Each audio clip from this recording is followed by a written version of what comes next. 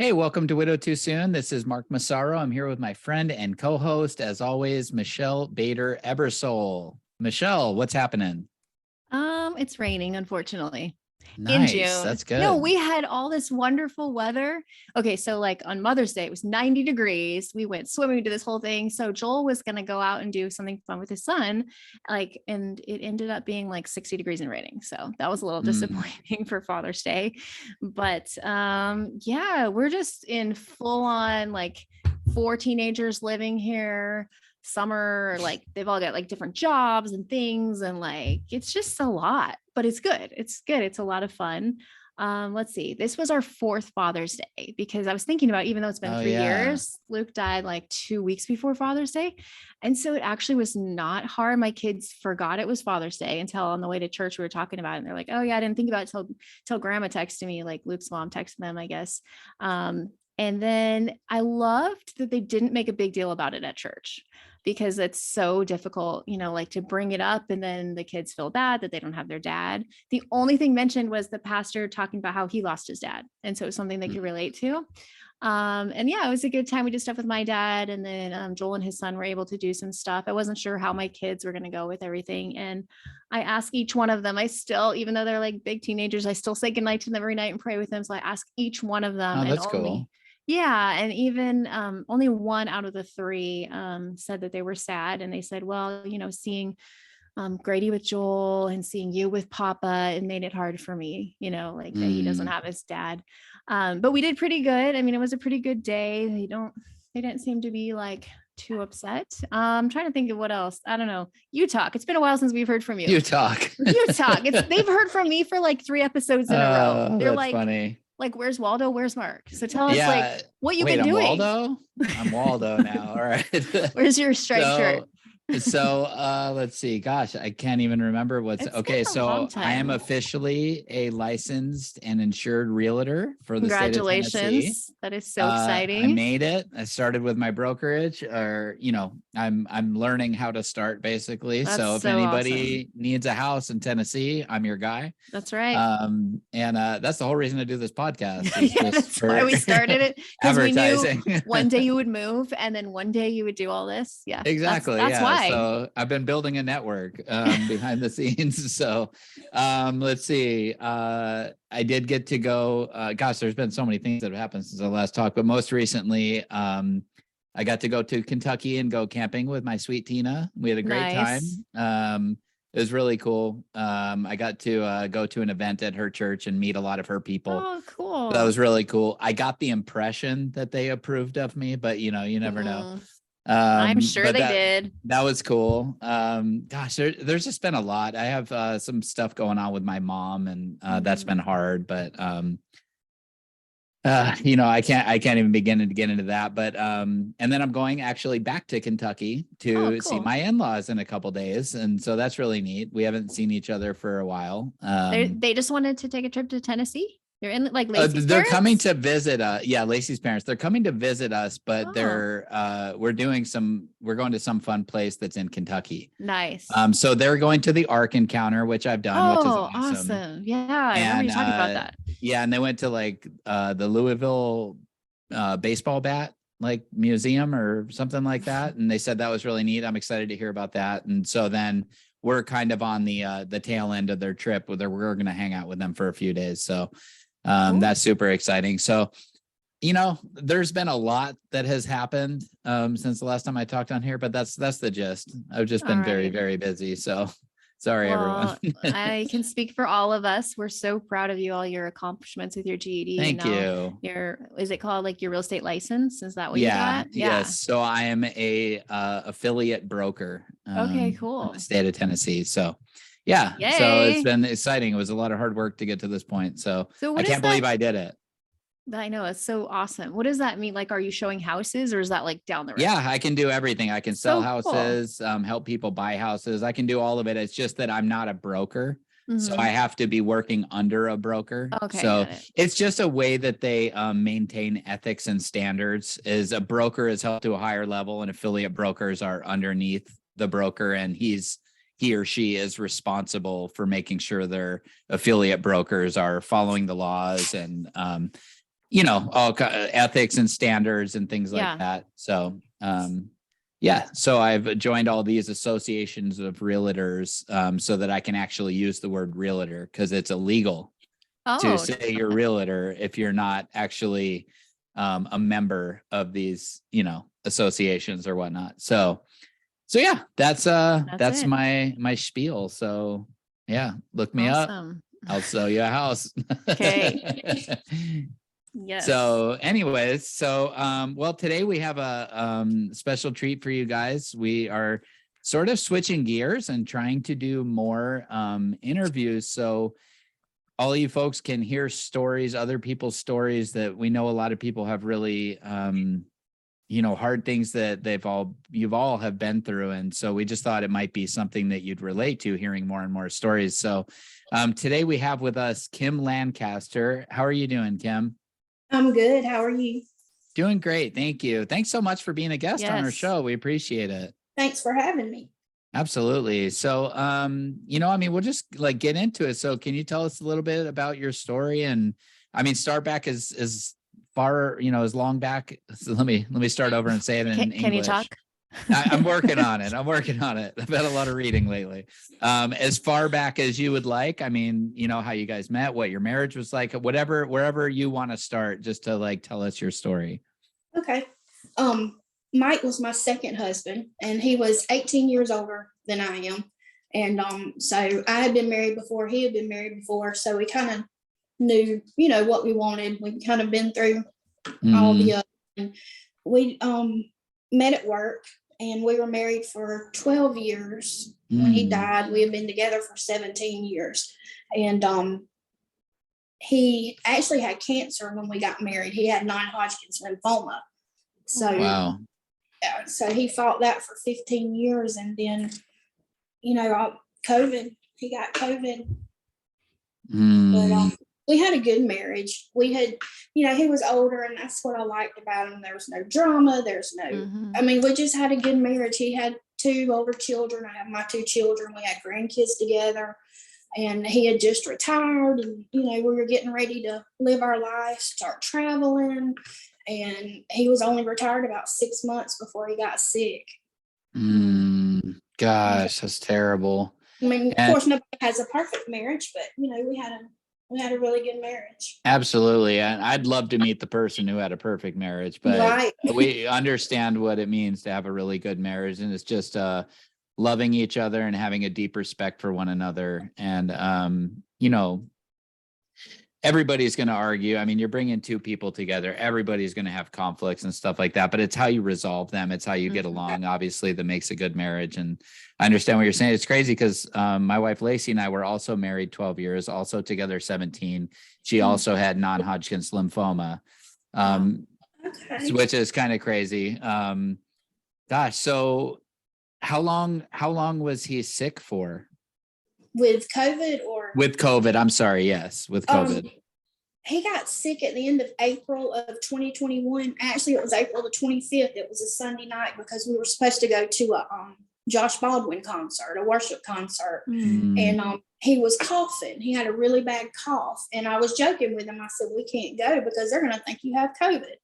And so we stayed home, and he wasn't feeling any better Monday. He stayed home from work, which was a red flag for me because he never, he very rarely missed work. He was still working part-time. He just couldn't give it up completely. And then when I got home, I had to work that day. I got home that Monday night, and he was still in the bed. And I knew then that something was bad wrong. So the next morning we went to his doctor, and they didn't do a COVID test because he had been vaccinated.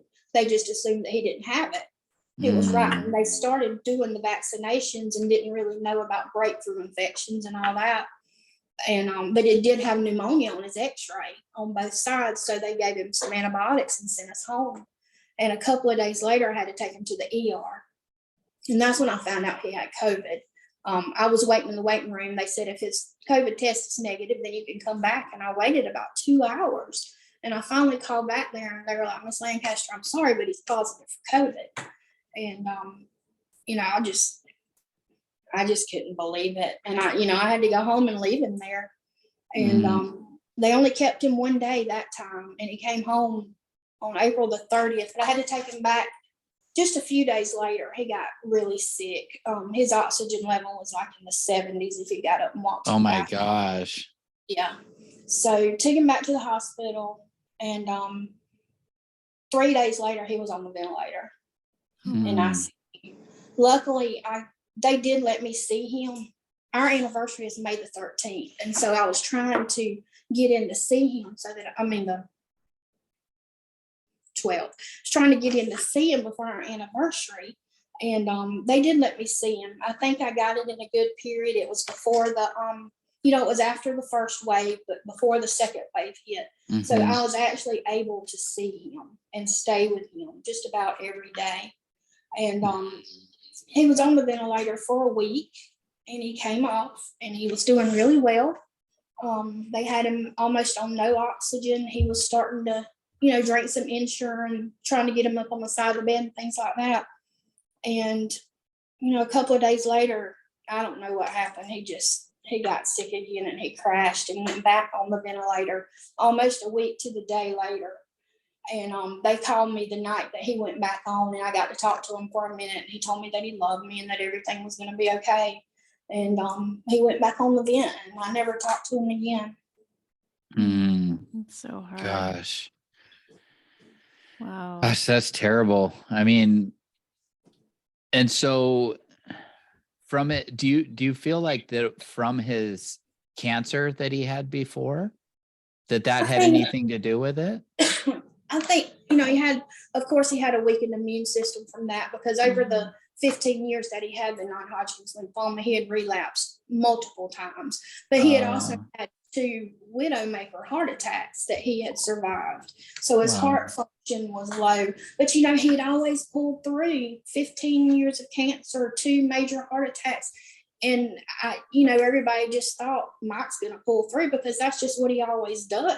And, gosh, and when was it that he passed? He went in the hospital on April the 25th at our hospital, our local hospital. They life flighted him out on May the 26th to Savannah, which is a larger hospital, about 2.5 hours away, and he died there June the 10th. Oh my gosh! It was like 40 some odd days that he was in the hospital. So wow. difficult. And so, what was going through your head when you found out he passed? I mean, I know that's a loaded question, but just what did you feel in that moment? Was it like disbelief?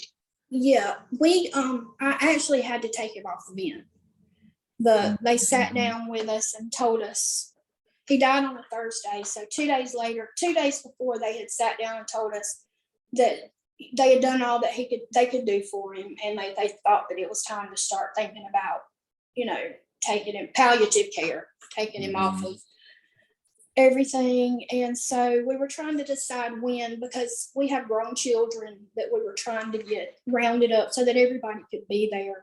And I was staying in Savannah, going back and forth between my house and Savannah. And Wednesday, they called me early Thursday morning, and they said, we've done all we can to keep him alive during the night. We've got on every medication we have to keep him alive for you. But if you're going to do it the way you want to do it, then y'all need to come on up here.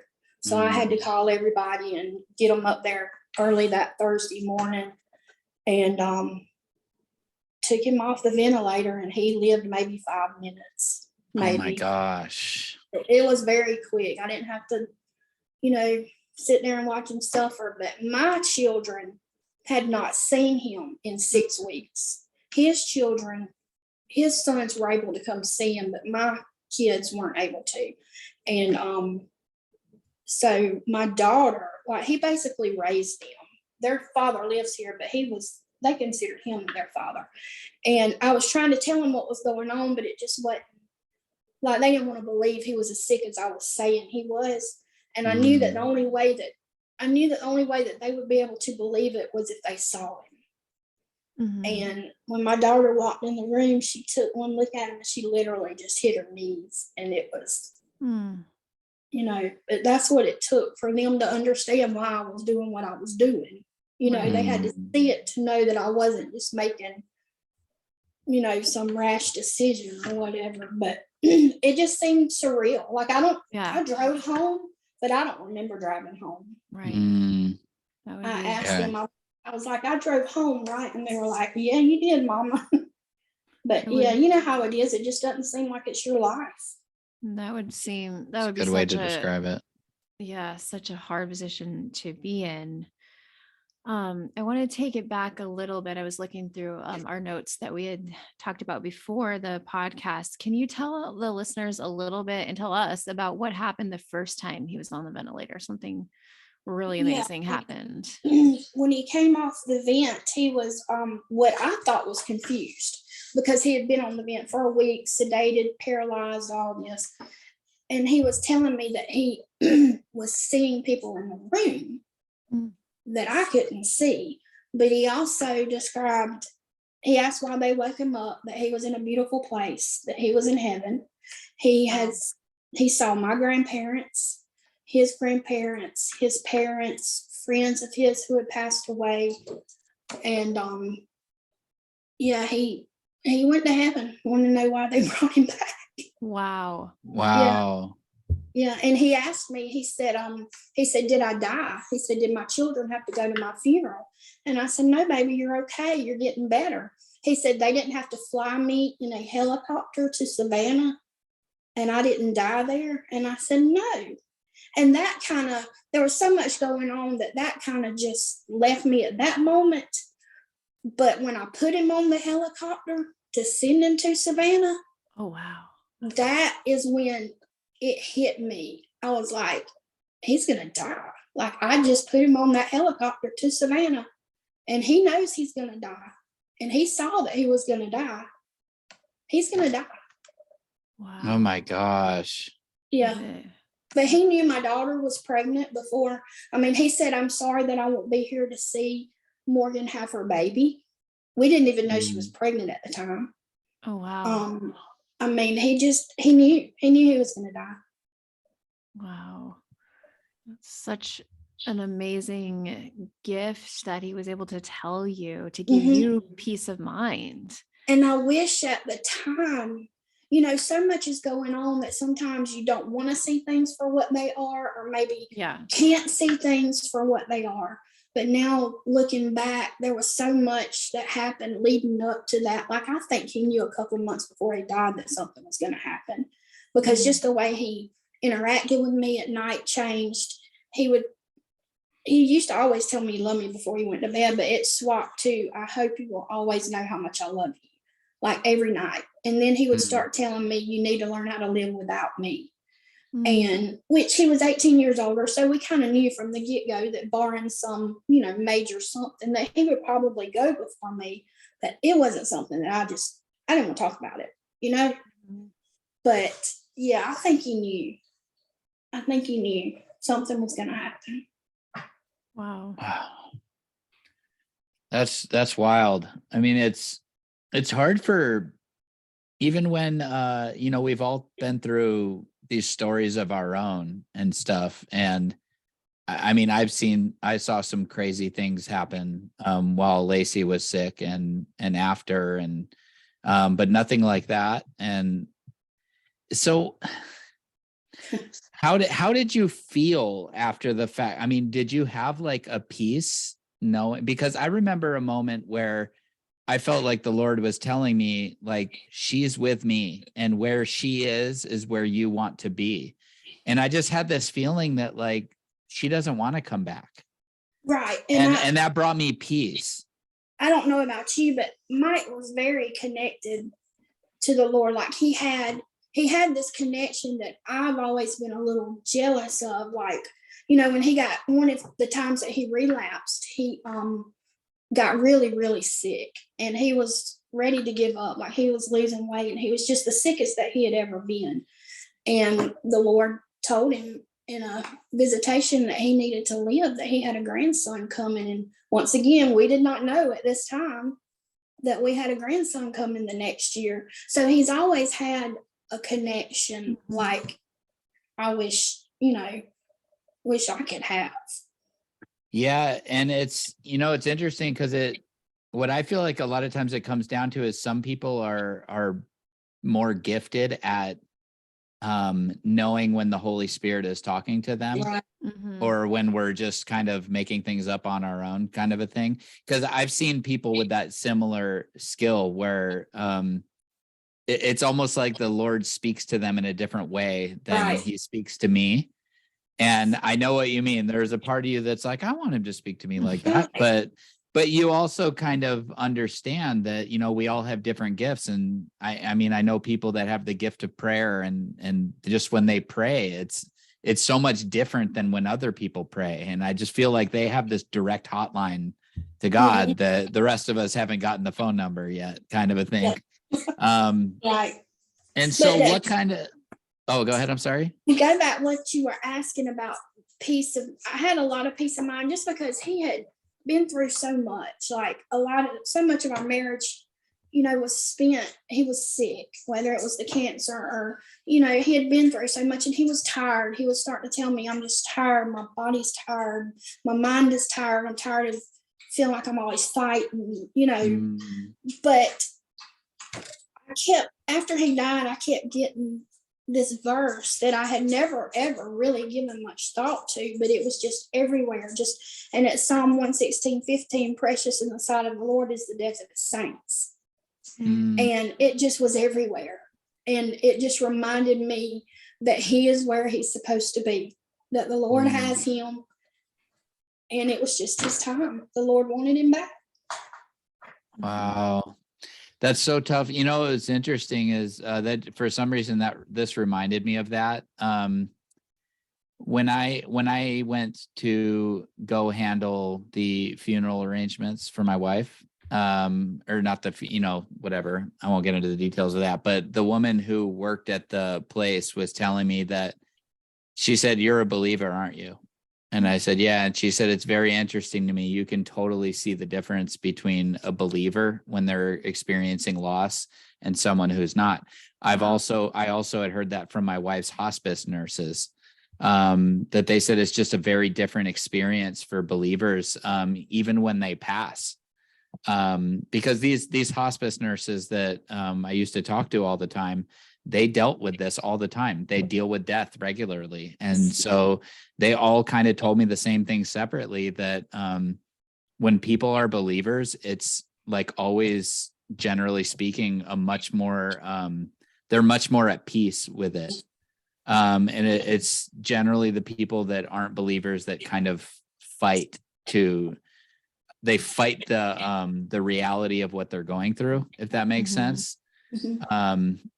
And gosh, that's horrible. And so for you, what did the first couple months look like for you?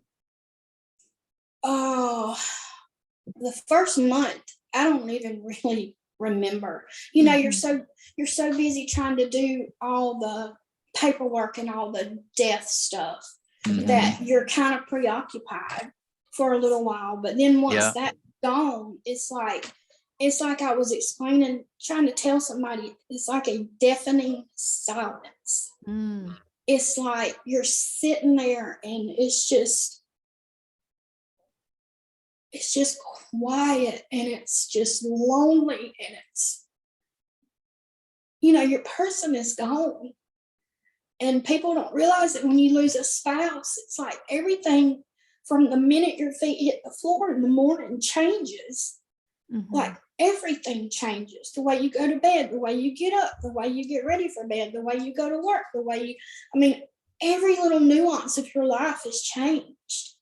Absolutely. And it was just, the reality was just, for a long time, was more than I thought I was going to be able to take.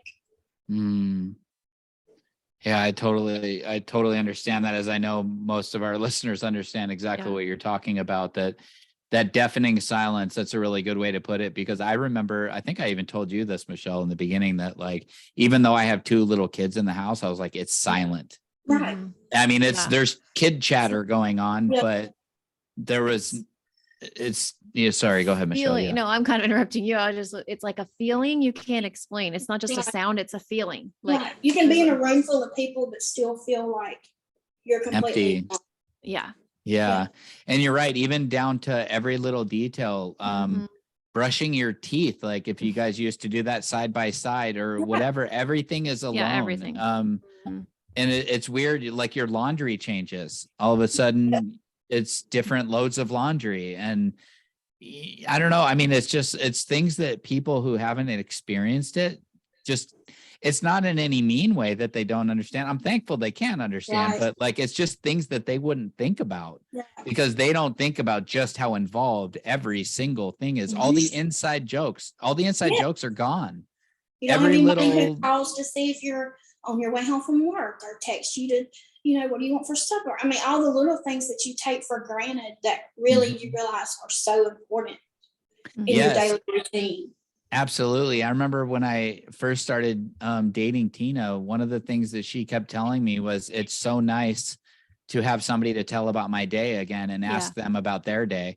And it's funny, the things that we just think are just normal, that when they're gone, that stuff is gone. And you're like, oh yeah, that's gone too. And I mean, there's so much stuff and so many things that you have to learn how to do for yourself that he did and now you have to do. And that's in addition to all the paperwork and stuff you were talking about. That's and it could just be overwhelming, and you're supposed to deal with all that stuff on top of having grief.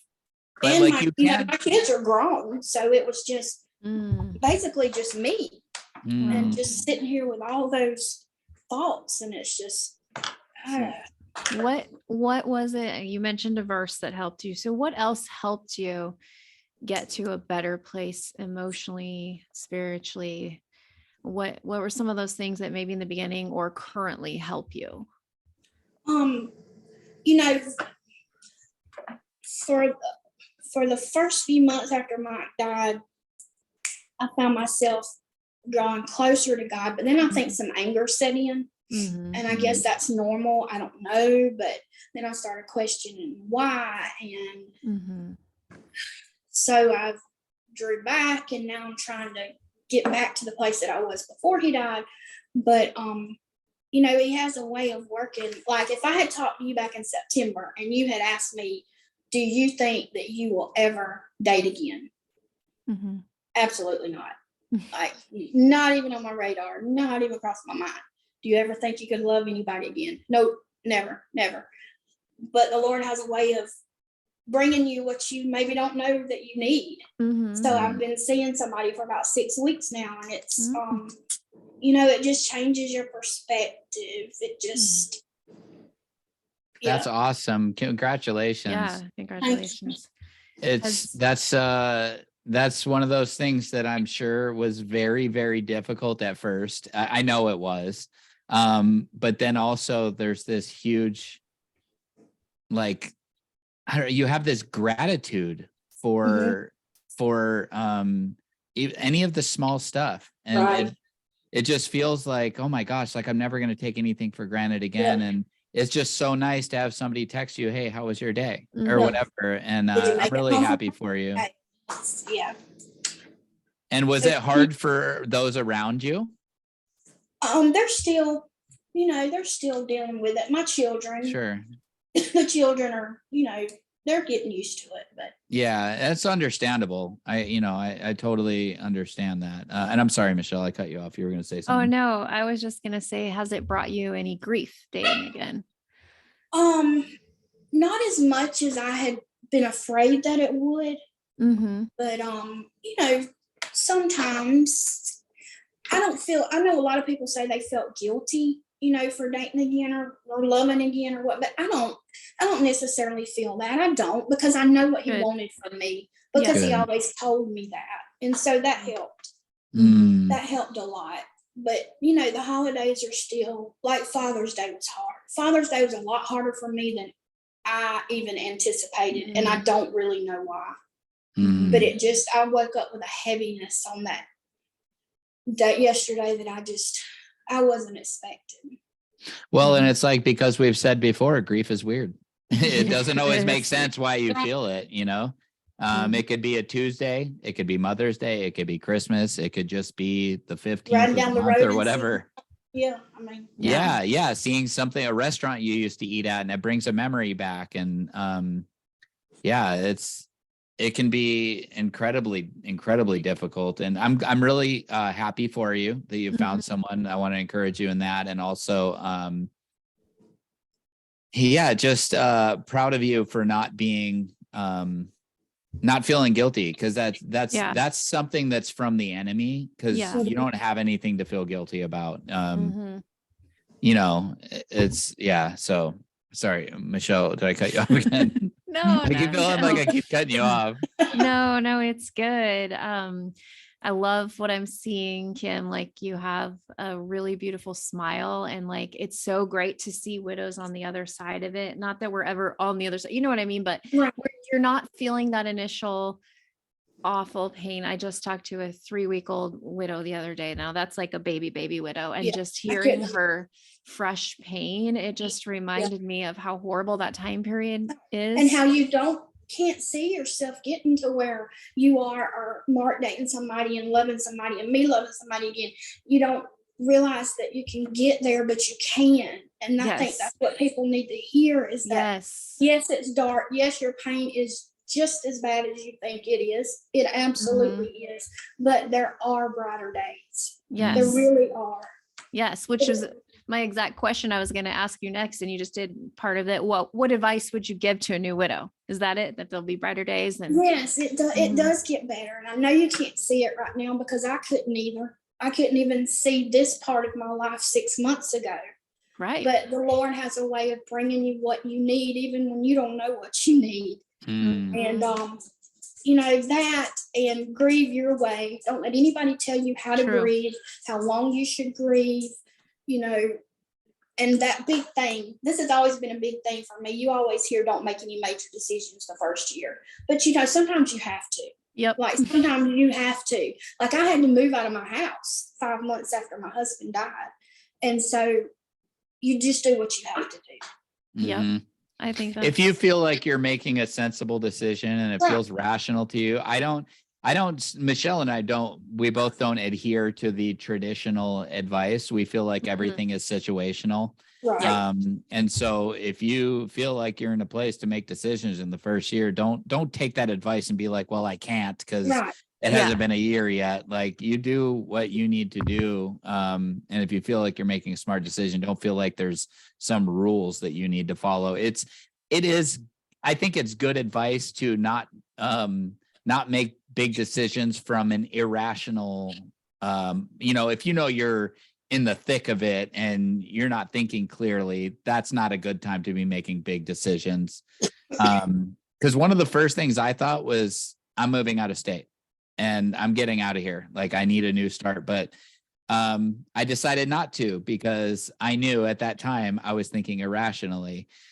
I waited until I felt like I was more level-headed and kind of had a better grasp on my reality. And then I started thinking about it again. And obviously, I'm here in Tennessee now, but I like that. I like that you were able to, do what you needed to do to move forward in any way that you can, and especially like if you had to. But gosh, it's just so difficult. It's such a reminder hearing somebody else's stories of just the pain that we've all been through. But it is so interesting that, like, we can just hear you talking and just completely relate to everything you're saying. And so can all of our listeners. I know that there's so many people that understand. We've had other guests who lost their spouse to COVID, and we know of some, quite a few that haven't even been guests, but I know that is quite a popular one in our audience. It's usually, I'd say, cancer and COVID were probably the most that I've heard. Yeah.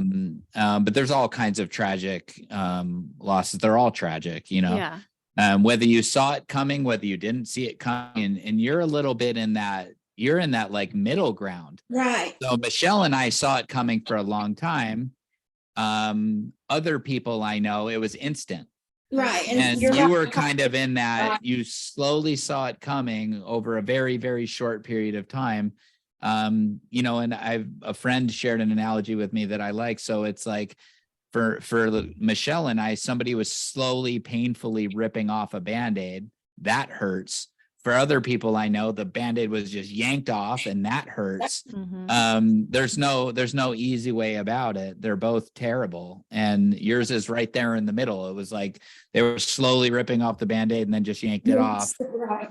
And so it's I appreciate you, coming on here and sharing your story, because it's really moving. Especially I was really moved by the part where you were talking about that he like foresaw that he was in heaven. Those stories are so fascinating to me, because I don't know if you've heard episode 1, but my wife had an experience with Jesus, and that's still to this day. I mean, it's almost been 3 years, which is crazy. And that's still, when I think about it, like gives me chills and makes my neck hair stand up. But it's hard to convey to somebody what I saw in that moment, but I will forever remember how real that felt and how terrifying it was. And for me, for Lacey, it was a beautiful gift. For me, it was really scary. But then I had a friend tell me like that's what everybody throughout the Bible, when they had an encounter with God, they were terrified and then they fell to their knees. And that's exactly what I did. It wasn't planned, but I just remember being so afraid.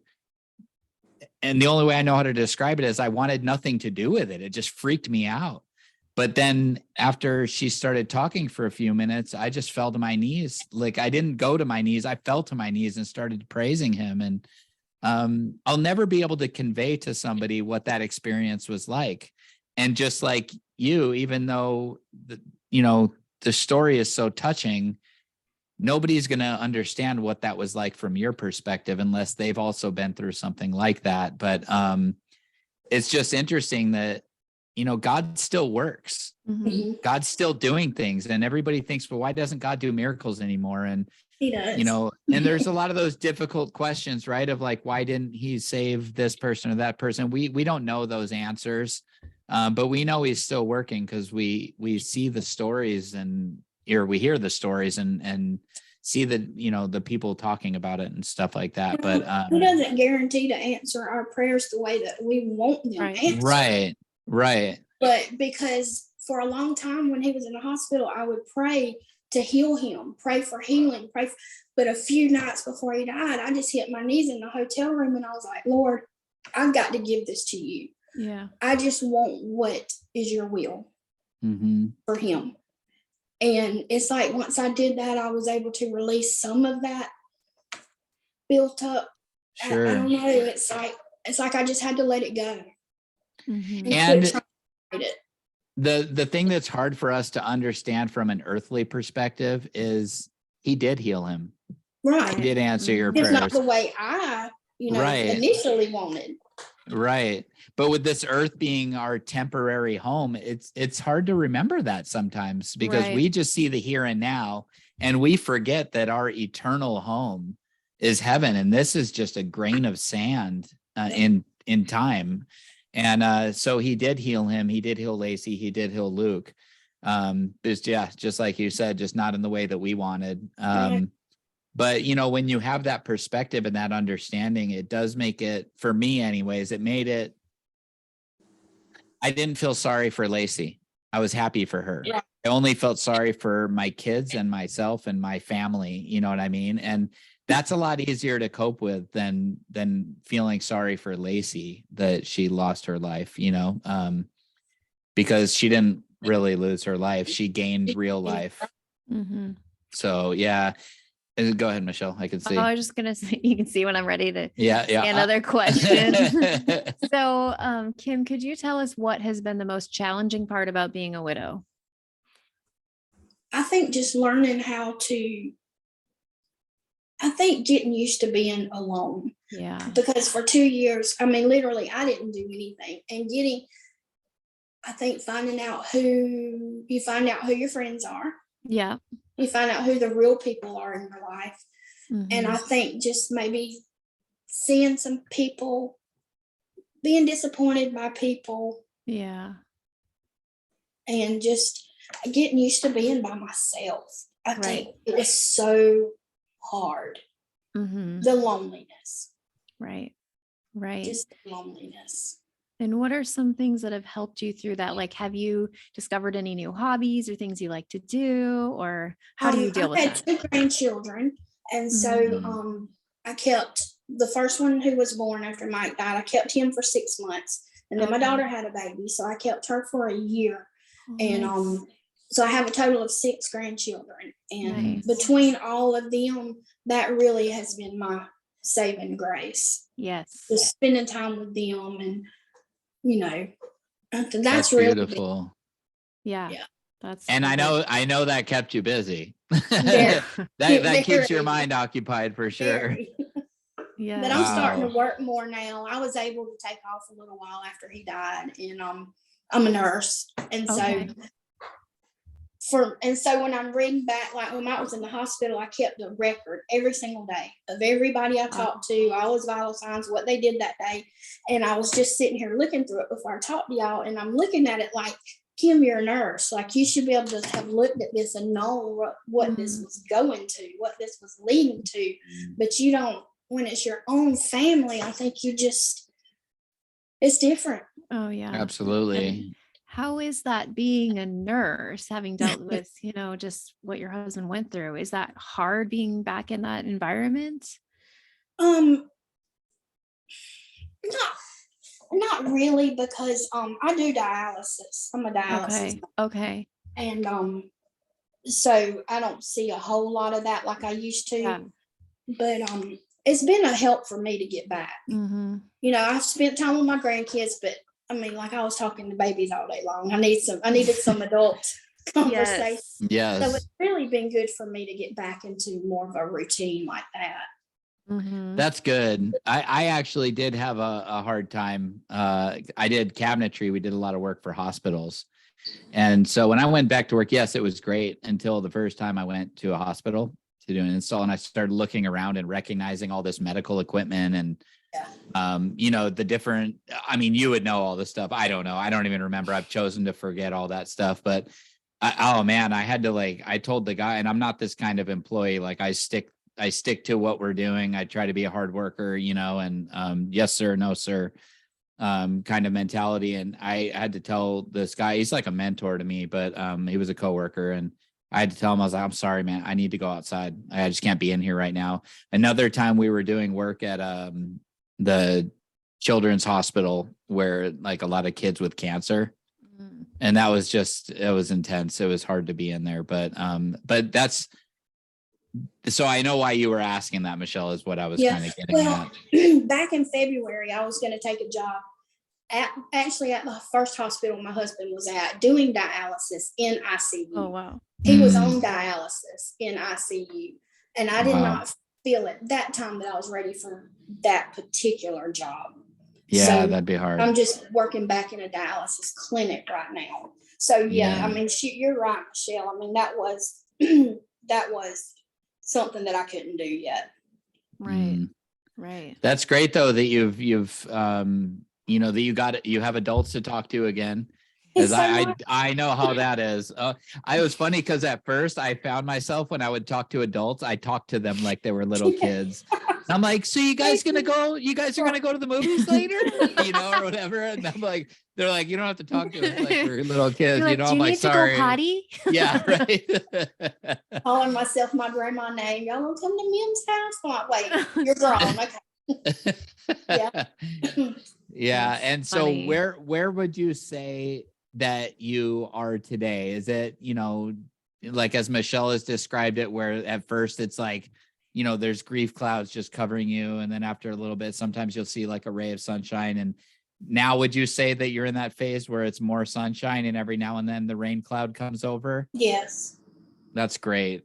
That's awesome. We love to hear that. Mm-hmm. Thanks. That's encouraging too for those of you listening that are in the beginning stages. I cannot tell you how many widowed people that Michelle and I have talked to, and it's all the same thing. With the season you're in right now is insanely difficult, but please remember that. Please remember that it is a season, and the seasons change. And so what you don't feel today, because as Kim mentioned, as Michelle has said, as I have said, as Tina said, and the list goes on and on, the thought of dating again was like never. Nope. Yeah. Never. Nobody ever will touch my heart in that way ever again. And then, like Kim said, the Lord can change your heart, can change your circumstances, can change your desires. So just hang in there and fight your way through this season, knowing that brighter days are ahead. Mhm. Just keep working towards that goal. Yeah. Go ahead, Right. Nice. Michelle. Well, I wanted to actually bring it back to you, Mark, for a second, because I realized I didn't ask you, how was Father's Day for you this year? Oh, it was really great. I actually, I was with Tina the day before, Mhm. and she took us out to a really nice dinner, and wrote me a really beautiful card, and we Aw. just spent time together, and you know just spent a lot of time telling me what a great dad I am, which was really sweet. My daughter made me a really beautiful, like, she's so crafty. She's 10 years old, but she made me this like pop-up card. So Aw. it's half of a heart, but then when you open it, it's obviously a full heart, and then this little picture pops up when you open it of her and I standing there holding hands, and she's telling me Cute. Happy Father's Day. Aw. So it was really sweet. It really touched my heart. And you know, she woke up early in the morning and was washing all the dishes so that Oh, I didn't have to do it. Yeah, she's 10, right? Isn't that that's crazy? amazing. So it was sweet. It's been better than years past for sure. It's really I also had Tina last Father's Day, but it is we've obviously grown a lot since then. So Mhm. it's really sweet to have somebody to tell you Happy Father's Day again, Yeah. and all that stuff. I mean, my mother-in-law called me. I spoke with my father-in-law, and that's awesome. And I'm sure there's a couple other, my brother called me to say Happy Father's. So it was good. It was Good. I'm good. glad. I didn't have a ton of grief or anything like that. I honestly, I can't recall having any actually, Great. I did get a memory where Lacey wrote me a really sweet Facebook post for Father's Day. Mhm. But that just made me smile, Right. which is nice. It's nice to be at this point in life where the memories aren't crushing. Yes. The memories can make you smile again, and Yes. you still miss them, of course, like crazy. But so, anyways, yes, Father's Day was great. Thanks for asking. Yes. You're welcome. Well, is there anything else you'd like to say, Kim, before we wrap it up? Just to thank y'all for what y'all are doing, because like I said before, y'all were one of the first podcasts that I came up on, and just knowing that what I was feeling was normal, that I wasn't going crazy despite me feeling like I was going crazy, and just being able to tune in and just know, see the changes in you and see the changes in myself, and just be able to follow along and just know that you are making a difference. Oh, Thank thank you. you. That means a Really lot. appreciate that. Really Yeah, are. that's awesome. I mean, gosh, how encouraging. It's one thing to read emails and posts like that, but to actually have somebody who's been listening to us for a long time tell us that, it really means a lot. Thank you. Yeah. That's the hope, right? Is that we can, Right. point people to Christ, help people know that that they're in a dark season, like I was saying, and that, to just hang in there. And great job. Great job coming on this Yes. side of it. Yes. It's obviously the Lord's work, but it's also your work that you've put Mhm. into it to find healing. So Thank that's awesome. Yeah, absolutely. Thank you. Thank you so much. Well, Mark, do you want to go ahead and pray us out? Sure. Yes. Okay. Lord, thank you so much for this experience, and for Kim finding the courage to come and be on our podcast and share her story. And we obviously pray for all of our listeners, but I would like to pray Mhm. specifically for Kim, Lord, that you continue to carry her through this season, Mhm. and that you would bless her in this new relationship. We thank you so Mhm. much for your provisions on that.